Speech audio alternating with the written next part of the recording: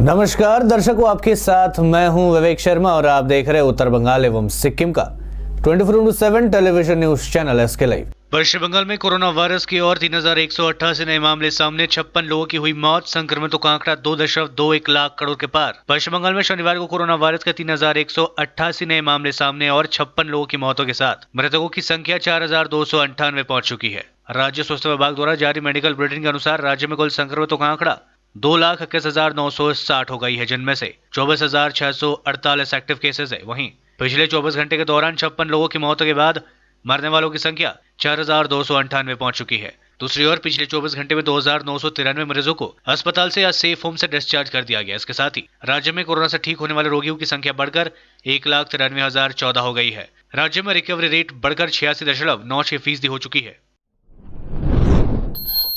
पश्चिम बंगाल की मुख्यमंत्री ममता बनर्जी की घोषणा से खुश 2,000 पुरोहित रायगंज में तृणमूल कांग्रेस में हुए शामिल। कुछ दिन पहले मुख्यमंत्री ममता बनर्जी ने घोषणा की कि राज्य के पुरोहितों को 1,000 रुपए भत्ता और बंगाल आवास योजना के तहत घर निर्माण किया जाएगा। इसके बाद राज्य भर में पुरोहितों में काफी खुशी देखी जा रही है। मुख्यमंत्री की घोषणा से खुश होकर रायगंज में करीब 2,000 पुरोहित तृणमूल कांग्रेस में शामिल हुए हैं। रायगंज विधानसभा कोऑर्डिनेटर तथा जिला INTTUC सभापति और अरिंदम सरकार के नेतृत्व में तृणमूल कांग्रेस में शामिल हुए सभी पुरोहितों को पार्टी का झंडा देकर स्वागत किया गया। इस अवसर पर तृणमूल कांग्रेस के कई दिग्गज नेता उपस्थित थे। दरअसल INTTUC की तरफ से एक नया संगठन बनाया गया है। INTTUC अनुमोदित संगठन का नाम उत्तर दिनाजपुर पुरोहित कल्याण समिति रखा गया है। इस समिति के सभापति रतन चक्रवर्ती, कार्यकारी सभापति स्वपन चक्रवर्ती, सचिव मृत्युंजय चैटर्जी को बनाया गया है। INTTUC के सभापति अरिंदम सरकार ने कहा कि मुख्यमंत्री ममता बनर्जी धर्म को लेकर राजनीति नहीं करती है, वह सभी धर्मों को समान रूप से देखती है और सभी के लिए कार्य करती है। राज्य में मां माटी मानुष की सरकार है और जो सबको समान रूप से देखती है और सभी लोगों के समान रूप से काम करती है, लेकिन विपक्षी पार्टियां घटिया राजनीति कर रही है। जलपाईगुड़ी में फिर से 4 लोग कोविड-19 से पाए गए संक्रमित। जलपाईगुड़ी नगरपालिका प्रशासक मंडली के सदस्य नीपू शाह ने इसके बारे में जानकारी देते हुए बताया कि 4 लोग कोरोना संक्रमित पाए गए। इनमें से एक चिकित्सक और एक नर्सिंग स्टाफ भी शामिल है। जिन वार्डों में लोग संक्रमित पाए गए उन सभी वार्डों में सैनिटाइजेशन का काम शुरू कर दिया गया है। साथ ही शाह ने बताया कि जलपाईगुड़ी के 1, 11, 17 और 18 नंबर वार्ड में लोग संक्रमित मिले और इन सभी वार्डों को कंटेनमेंट जोन में घोषित कर दिया गया है। आज के नतून करे এখন অবধি আমাদের কাছে 4 জনের রিপোর্ট এসেছে। এখানে 11 নম্বরে একজন, 1 নম্বরে একজন ডাক্তারবাবু আছেন আর একজন নার্স। তো আমরা প্রত্যেক জায়গায় স্যানিটাইজ করে কন্টেনমেন্ট জোন করে দেওয়া হয়েছে। আর পরে যে রিপোর্ট আসবে কাজটা কোথাকার? এটা গতকাল আমাদের কাছে যা রিপোর্ট আসছিল 3 জনের, তার মধ্যে 17 নম্বর ওয়ার্ড আর 19 নম্বর ওয়ার্ড আর আপনার 7 নম্বর ওয়ার্ড, 3টা কন্টেনমেন্ট। যেহেতু বেলা করে আমাদের কাছে রিপোর্ট, এগুলোও আমরা আজকে কন্টেনমেন্ট জোন করে দিচ্ছি।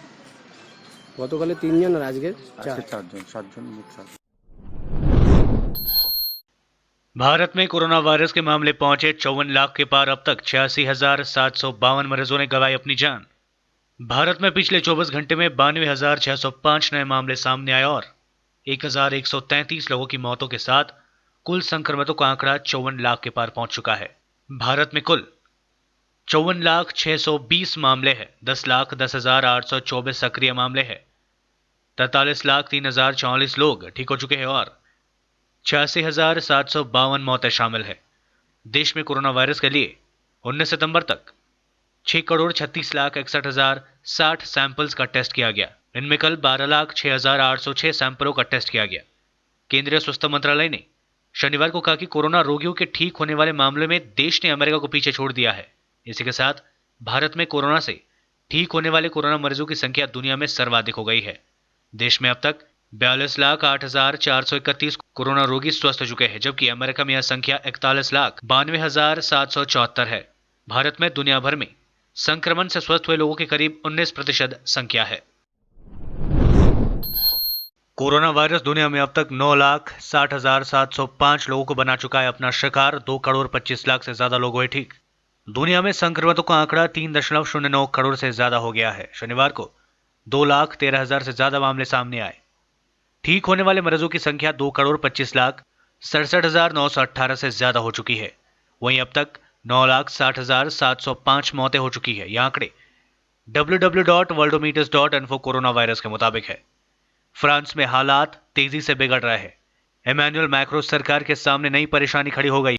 एक तरफ मामले बढ़ रहे हैं और दूसरी तरफ सरकार के संभवत प्रतिबंधों का विरोध शुरू हो गया है। शनिवार को फ्रांस में 13,498 नए मामले सामने आए। हेल्थ मिनिस्ट्री के अधिकारी ने कहा, राष्ट्रपति पिछले हफ्ते कह चुके हैं कि लॉकडाउन या इस जैसे दूसरे प्रतिबंध नहीं लगाए जाएंगे, लेकिन हालात को देखते हुए हमें प्रतिबंधों पर विचार करना होगा, क्योंकि इसके अलावा कोई और विकल्प फिलहाल नहीं है। वैक्सीन का इंतजार लंबा हो सकता है। अगर वैक्सीन आ भी जाती है तो यहां फौरन सभी को नहीं लगाई जा सकेगी। पश्चिम बंगाल में अल्पसंख्यकों को रिझाने में जुटी भाजपा। राज्य में 20 लाख अल्पसंख्यक समुदाय के लोगों को सदस्य बनाने का लक्ष्य। अगले साल होने वाले विधानसभा चुनाव में पश्चिम बंगाल में अपनी स्थिति मजबूत करने के लिए भाजपा अल्पसंख्यकों को विशेष टारगेट कर रही है। अल्पसंख्यक मोर्चा की ओर से पूरे राज्य में अल्पसंख्यक समुदाय के लोगों को अधिक से अधिक संख्या में सदस्यता बनाए जाने के अभियान पर जोर दिया जा रहा है।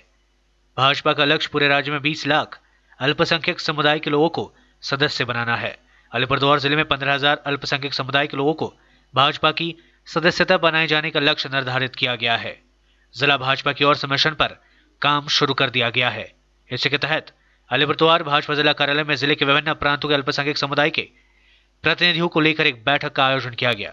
बैठक में भाजपा के अल्पसंख्यक मोर्चा के अध्यक्ष, इस अवसर पर उन्होंने कहा कि अलीपुरद्वार जिला अल्पसंख्यक मोर्चा के अध्यक्ष शाहनवाज अली के नेतृत्व में अल्पसंख्यक समुदाय के लोग आने वाले दिनों में भारी संख्या में भाजपा में शामिल होंगे। उन्होंने कहा कि पूरे राज्य में परिवर्तन की मांग उठ रही है। वर्तमान में बंगाल में हिंसा व आतंक का शासन कायम है। लोग इससे मुक्ति चाहते हैं। पिछले लोकसभा चुनाव में इसका संकेत मिल चुका है। उन्होंने कहा, पिछले लोकसभा चुनाव में अलीपुरद्वार सीट से भाजपा प्रत्याशी जॉन बारला भारी मतों से विजय हुए थे। उन्होंने कहा कि आने वाले दिनों में फालाकाटा विधानसभा उपचुनाव हुआ। 2021 में राज्य विधानसभा चुनाव में इस जिले से भाजपा काफी अच्छा परिणाम करेगी। जिले में सभी स्थानों में कमल खिलेगा और इसमें अल्पसंख्यक समुदाय बहुत महत्वपूर्ण भूमिका निभाएगी। গত বছরে এই আলিপুরদুয়ারে আমরা 7,000 মেম্বার করেছিলাম। সেই মেম্বারশিপ বেড়ে এবার আমরা 15,000 টার্গেট নিয়েছি। 15,000 মেম্বারশিপ, প্রাইমারি মেম্বারশিপ আমরা করব আলিপুরদুয়ার লোকসভার অধীনে। সেখানে তুফানগঞ্জ আসবে, নাগরাকাটাও আসবে। আর বাকি যে রয়েছে কালচিনি, আমাদের ফালাকাটা, মাদারিহাট, বীরপাড়া, কুমারগ্রাম দুয়ার এবং আলিপুরদুয়ার সব মিলে 15,000 হবে। কতটা সাড়া পাচ্ছেন মানুষের? সারা ব্যাপক রয়েছে, কারণ পার্টি ইতিমধ্যেই 5 লক্ষ প্রাইমারি মেম্বারশিপের টার্গেট রেখেছে এই আলিপুরদুয়ার জেলা। সেই জন্য আমরা বলতে যাচ্ছি যে ব্যাপক সাড়া। সংখ্যালঘু ভাইদের উপস্থিতি দেখতে পাচ্ছেন। মাইনরিটির ইতিহাসে আলিপুরদুয়ার প্রথম আজকে একটা সামান্য একটা বৈঠক ডাকা হয়েছে, অথচ দেখছেন আমরা হল ঘরে জায়গা দিতে পারছি না। প্রচুর সংখ্যালঘু ভাই বোনরা বাইরেও ওয়েট করছে। সেই জন্য আমরা বলতে যাচ্ছি সারা ব্যাপক।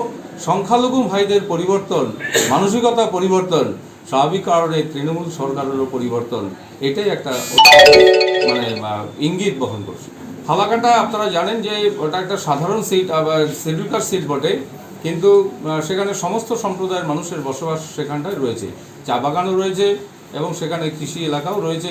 সংখ্যালঘু ভাইরাও রয়েছে, হিন্দু ভাইরাও রয়েছে। একটা বড় পার্সেন্টেজ ফালাকাটা বিধানসভায় মাইনরিটি ভোটার্স আছে। সেই মাইনরিটি ভোটার্সরা তারা এবার মোটামুটি এক জায়গায় ঐক্যমত হয়েছে। আমার সঙ্গে কথা হয় যে তারা ভারতীয় জনতা পার্টির প্রার্থী যেই হোক তাকেই তারা সমর্থন করবে এবং ফালাকাটায় আমরা যে লোকসভা ইলেকশনে লিড পেয়েছি তার থেকে ডাবল লিডে ফালাকাটার উপনির্বাচন জিতব। আমরা সেই প্রস্তুতি ইতিমধ্যেই নিয়ে ফেলেছি। जलपाईगुड़ी रेलवे स्टेशन पर दूरगामी गाड़ियों का स्टॉपेज खत्म नहीं करने की मांग में ब्लॉक तृणमूल कांग्रेस की ओर से जलपाईगुड़ी में किया गया विरोध प्रदर्शन। जलपाईगुड़ी ब्लॉक तृणमूल कांग्रेस कमेटी के नेतृत्व में काफी संख्या में तृणमूल कांग्रेस के नेता और संगठन के सदस्यों ने आज जलपाईगुड़ी रेलवे स्टेशन के सामने जमकर विरोध प्रदर्शन किया। दरअसल इन नेताओं का कहना है कि जलपाईगुड़ी स्टेशन के दूरगामी गाड़ियों का स्टॉपेज बंद कर दिया गया है। अब दार्जिलिंग मेल और तेस्ता तोरसा एक्सप्रेस का स्टॉपेज बंद करने की बात कही जा रही है। अगर ऐसा होता है तो हम लोग जोरदार आंदोलन करेंगे। तृणमूल कांग्रेस के नेताओं ने कहा कि उनकी मांग है कि दूरगामी गाड़ियों का स्टॉपेज यहां पर बंद न किया जाए, क्योंकि स्थानीय लोगों को इससे काफी समस्याओं का सामना करना पड़ेगा।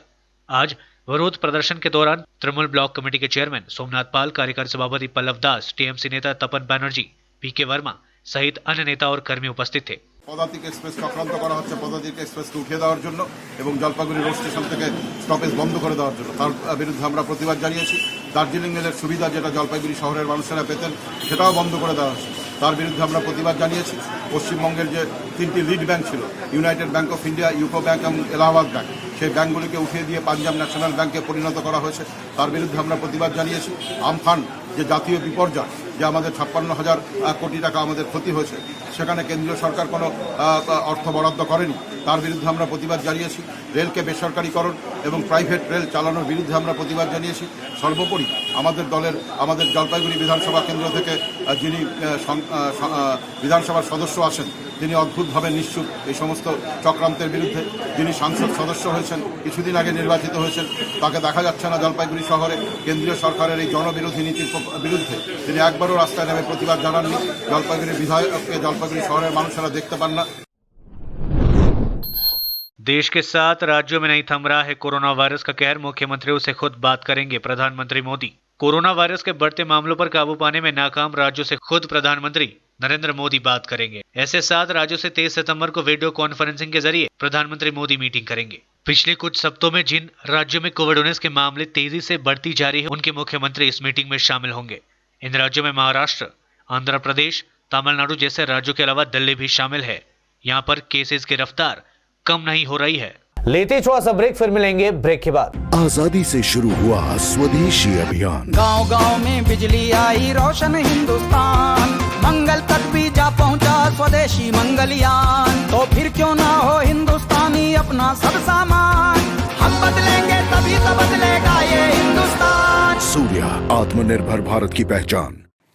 अपने सपनों को संजोने के लिए ओम डेवलपर्स लेके आया है Shri Shyam farm house villa, जिसकी पहली फेज के सभी प्लॉट्स बिक चुकी हैं और दूसरे फेज की बुकिंग और रजिस्ट्रेशन है चालू।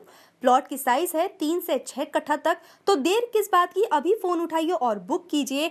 Shri Shyam farm house villa, Phulbari. Contact number 9609784045 या 9733036000।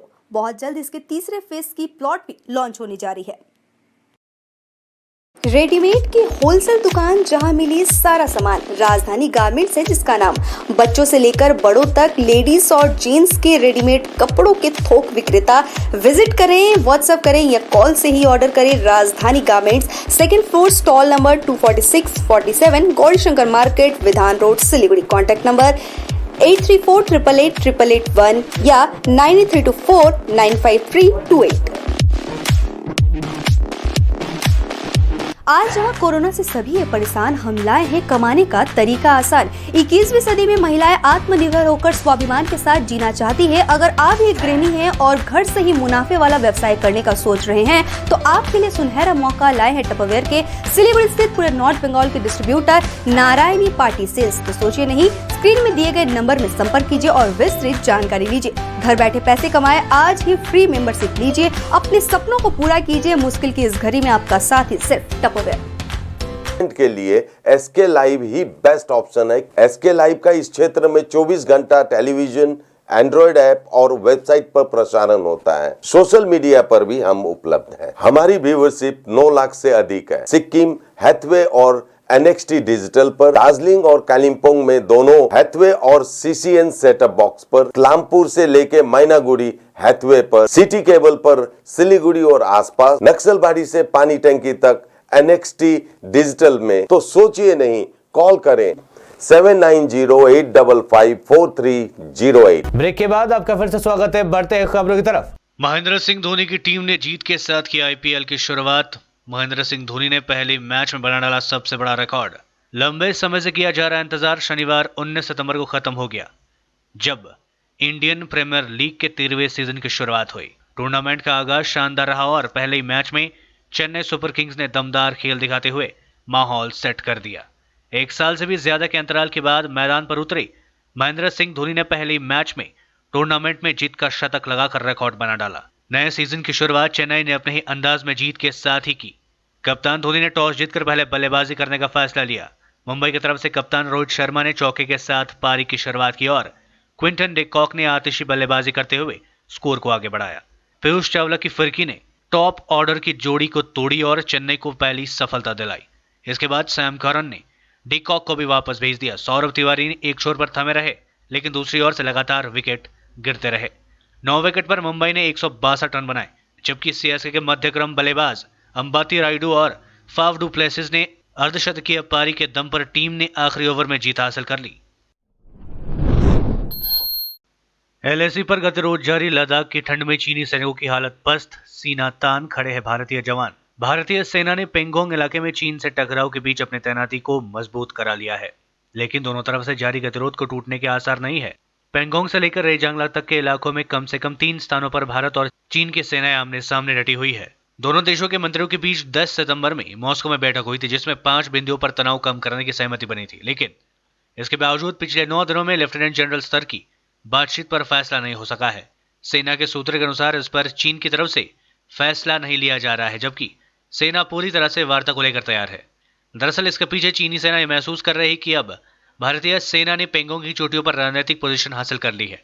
इसके लिए वह बातचीत में चीनी सेना पर हावी होने की कोशिश कर सकती है, जबकि चीनी पक्ष अभी भी इस रुख पर कायम है कि भारतीय सेना भी पूरे फिंगर इलाके को खाली करे। कृषि मंत्री तोमर ने राज्यसभा में खेती से जुड़े 2 बिल किए पेश, कहा इनसे किसानों की जिंदगी बदल जाएगी, कांग्रेस का विरोध जारी। कृषि मंत्री नरेंद्र सिंह तोमर ने रविवार को खेती से जुड़े 2 bill, farmers and produce trade and commerce promotion and facilitation bill and farmers empowerment and protection agreement on price assurance and farm service bill Rajya Sabha में पेश किया। उन्होंने कहा कि दोनों बिल ऐतिहासिक है, इनसे किसानों की जिंदगी बदल जाएगी, किसान देश भर में कहीं भी अपना अनाज बेच सकेंगे। मैं उन्हें विश्वास दिलाना चाहता हूं कि बिलों के संबंध न्यूनतम समर्थन मूल्य एमएसपी से नहीं है। बिल को लेकर पंजाब हरियाणा के किसान प्रदर्शन कर रहे हैं। यही नहीं, इस मुद्दे पर शिरोमणि अकाली दल की मंत्री हरसिमरत कौर ने भी कैबिनेट से इस्तीफा दे दिया। बिल लोकसभा में पास हो चुके हैं। माकपा तृणमूल कांग्रेस द्रमुक ने विधेयकों में संशोधन की मांग की। इसे राज्यसभा की सेलेक्ट कमेटी के पास भेजने का प्रस्ताव रखा। कांग्रेस पार्टी ने बिल का विरोध किया है। बिहार तस्करी की जा रही 12 लाख विदेशी शराब को किया गया जब्त, 2 गिरफ्तार। जलपाईगुड़ी जिला आबकारी विभाग ने खुफिया जानकारी के आधार पर अभियान चलाकर असम से बिहार तस्करी की जा रही एक ट्रक शराब के साथ 2 लोगों को गिरफ्तार किया है। दोनों को शनिवार को अदालत में पेश किया गया। आबकारी विभाग सूत्रों के अनुसार तस्करों के पास से 15 लाख रुपए की विदेशी शराब जब्त की गई। ये शराब आसाम से चोरी के रास्ते बिहार तस्करी की जा रही थी। खुफिया जानकारी के आधार पर अभियान चलाकर जलपाईगुड़ी सिलीगुड़ी राज्य सड़क पर मोहित नगर के रानीनगर इलाके में आबकारी विभाग ने बिहार जा रहे 10 चक्के एक ट्रक को रोककर उसकी तलाशी ली। तलाशी के दौरान करीब 16,000 विदेशी शराब की बोतलें जब्त की गई, जिसका बाजार मूल्य करीब 15 लाख रुपए बताए जा रहे हैं। আমরা একটা খবর পেলাম, ইনফরমেশন পেলাম যে কিছু নন-লিমিটেড লিকার যেগুলো আমাদের ওয়েস্ট বেঙ্গলে নেই, এটা অরুণাচল প্রদেশ, সেগুলো আপনার আসাম থেকে আমাদের এই জলপাইগুড়ি হয়ে আপনার বিহার ঢুকছিল। সেই অনুযায়ী আমরা যে খবরটা পাই এবং সেই অনুযায়ী আমরা একটা আমাদের দেখি করে একটা ওয়াচ ডিউটি করে এবং গাড়িটা আমরা আগে থেকে ইনফরমেশন পেয়েছিলাম, সেই হিসেবে আমরা রানীনগরের কাছে গাড়িটাকে ইন্টারসেপ্ট করি এবং সেখান থেকে প্রায় আপনারা দেখতেই পাচ্ছেন যে কিছু না হলেও প্রায় 16,000 বোতল আপনার সিজ করা হয়েছে এবং সঙ্গে ড্রাইভার এবং খালাসি দুজনকে অ্যারেস্ট করা হয়েছে।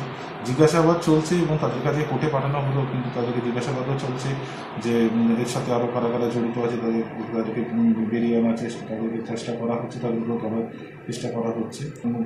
গাড়িটা তো আপাতত সিজ করা হয়েছে, গাড়িটা আপাতত ইনভেস্টিগেশনের স্বার্থে আমাদের গাড়িটাকে সিজ করেই রাখা। মোটামুটি এর আনুমানিক মূল্য যদি আমরা ধরি, যেটা যা বোতলে এখন যা এমআরপি বা প্রিন্ট লেখা আছে, তাতে আনুমানিক মূল্য মোটামুটি 15 লাখ টাকা 10-15 লাখ টাকার কাছাকাছি হবে।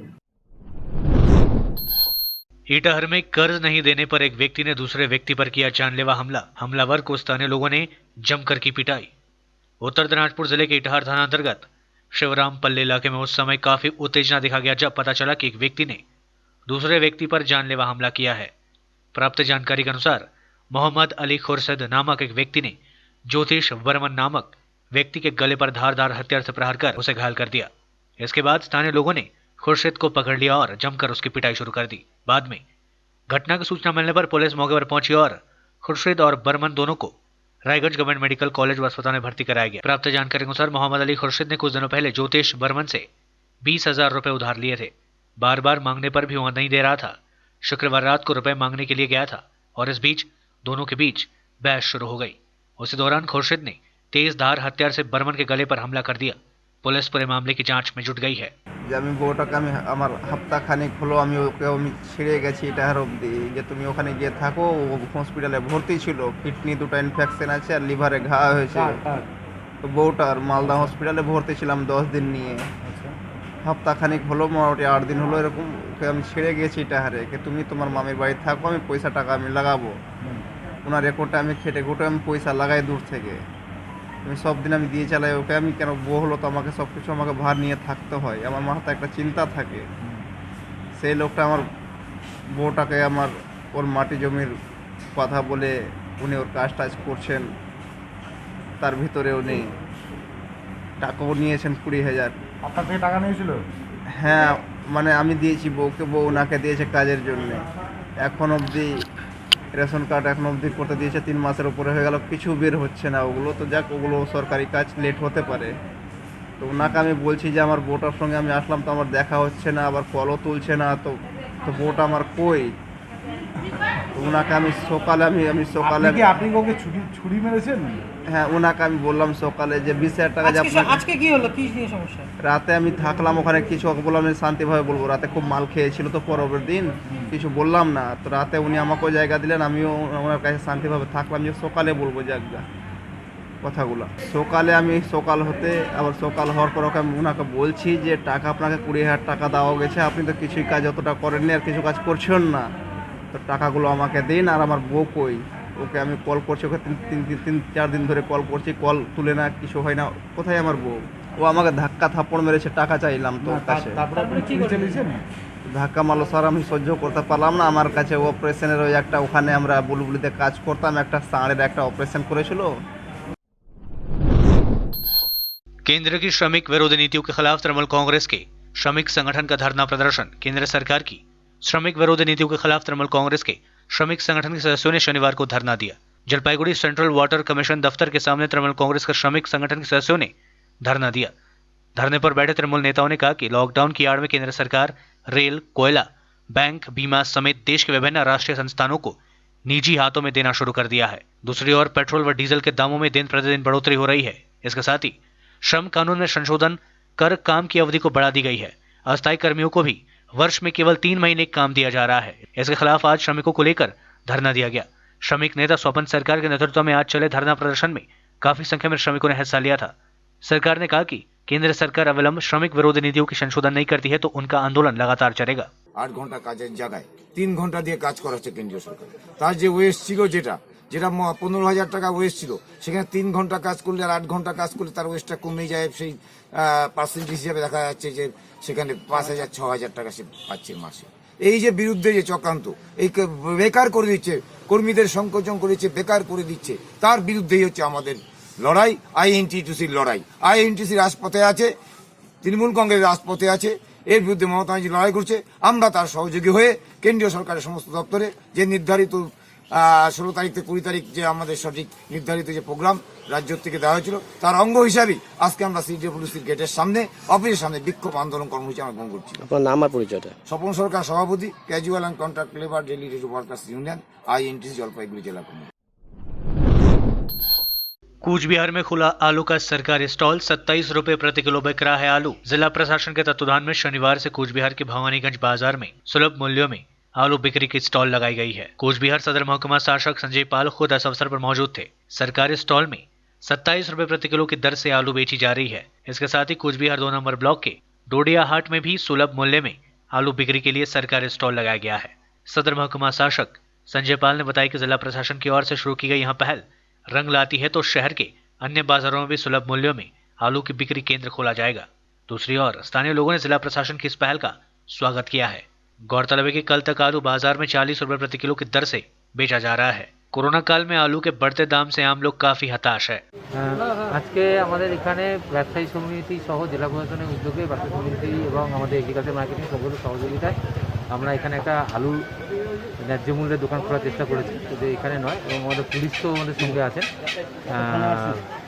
যেখানে 27 টাকা মূল্যে আজকে আলু দিচ্ছি, সাধারণ আলু যেটা আছে, আজকে এখানেও খোলা হলো, ডোডেরহাটও খোলা হচ্ছে।